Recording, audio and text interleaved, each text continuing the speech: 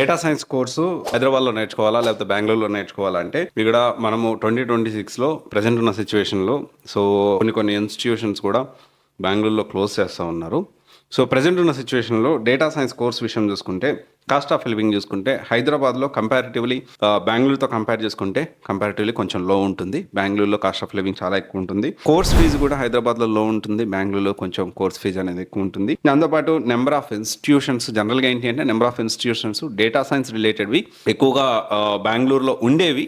కానీ ప్రజెంట్ హైదరాబాద్లో కూడా ప్రతి ఒక్క ఇన్స్టిట్యూట్లో డేటా సైన్స్ విత్ ఏఐ అనేది కోర్స్ అనేది ప్రొవైడ్ చేస్తూ ఉన్నారు. అండ్ దెన్ జాబ్ ఆపర్చునిటీస్ పరంగా చూసుకుంటే హైదరాబాద్లో కంటే కూడా బెంగళూరులో సో కొత్తగా ఈ ఏఐ స్టార్టప్ కంపెనీస్ కానీ ఇవన్నీ చాలా బాగా ఉన్నాయి. అయితే ఇక్కడ ఓవరాల్గా ఒక కోర్స్ అనేది బెంగళూరులో నేర్చుకుంటే కొన్ని అడ్వాంటేజెస్ ఉన్నాయి. కమ్యూనికేషన్ పరంగా మనం కొంచెం బెటర్ అవ్వచ్చు, కాకపోతే కొంచెం కాస్ట్లీ, కొంచెం నెలకి మరి మినిమం టు మినిమం ఒక 10,000 to 12,000 అయితే మనం ఖర్చు పెట్టాలి. వేరే హైదరాబాద్లో చూసుకుంటే ఒక 5,000 to 7,000 పెడితే సరిపోతుంది. అండ్ కోర్స్ ఫీజెస్ కూడా ఇక్కడ 30,000 నుంచి జాబ్ గ్యారంటీ 1 lakh 1.5 lakhs వరకు ఉన్నాయి డేటా సైన్స్లో.